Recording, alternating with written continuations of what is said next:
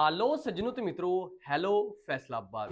Hello Faisalabad ਦੇ ਨਾਮ ਤੋਂ ਫੈਸਲਾਬਾਦ ਦੇ ਵਿੱਚ ਕਿਸੇ ਕਿਸਮ ਦਾ ਮਹੱਲੇ ਦੇ ਵਿੱਚ ਤੁਹਾਨੂੰ ਮਸਾਇਲ ਏ, ਮੇਨ ਰੋਡ ਤੇ ਮਸਾਇਲ ਏ, ਸਟਰੀਟ ਲਾਈਟ ਦਾ ਮਸਾਇਲ ਏ, ਗਲੀਆਂ ਦੇ ਗਟਰਾਂ ਦੇ ਢੱਕਣ ਦਾ ਮਸਾਇਲ ਏ, ਐਫਡੀ ਆਫਿਸ ਦੇ ਵਿੱਚ ਤੁਹਾਨੂੰ ਕੋਈ ਮਸਾਇਲ ਏ, ਕਿਸੇ ਕਿਸਮ ਦਾ ਕੋਈ ਵੀ ਮਸਾਇਲ ਜਨਾਬ ਤੁਹਾਡੇ ਇੱਕ ਮੈਸੇਜ ਜਾਂ ਇੱਕ ਕਾਲ ਤੇ ਫੌਰੀ ਹੱਲ ਕੀਤਾ ਜਾਏਗਾ।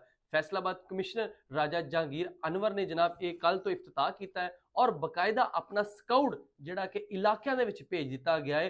गलियां महल्लियां दे विच मोटरसाइकिलां भी दित्तियां ने, नाल पेट्रोल भी दिता है और बकायदा उन्होंने कहा कि जनाब तुसीं आप जाके वेखना है। जिस तरह कुछ अदारे जिहड़े काम नहीं करते, जिहड़े वेले बैठे रहंदे आ, उन्होंने लगता कि असीं सब ओके दी रिपोर्ट देनी है, लेकिन हुण नहीं ओके दी रिपोर्ट दे सकते। अगर किसी गली महल्ले दे विच काम नहीं सरकारी बंदा को कर रहा तो जिहड़ी मोटरसाइकिल स्काउट इन्होंने बनाया वा ये आप जाके वेखणगे। अगर कोई उन्होंने काम ना किया होया तो उन्होंने खिलाफ भी कार्रवाई पूरी होएगी। जिन्ने भी सरकारी अदारे ना अफसर बन के बैठे रहंदे आ, लेकिन हुण नहीं अफसर बनणगे, हुण उन्होंने भी काम करना पवेगा। तो जनाब तुहानूं किसी किस्म का कोई भी मसाइल होवे, कोई भी काम होवे तो जनाब तुसीं फौरी इस नंबर ते मैसेज या कॉल करके जनाब अपनी एप्लीकेशन या अपनी दरखास्त दे देनी है। अदारे किहड़े-किहड़े मैं तुहानूं वो भी दसदा जावां।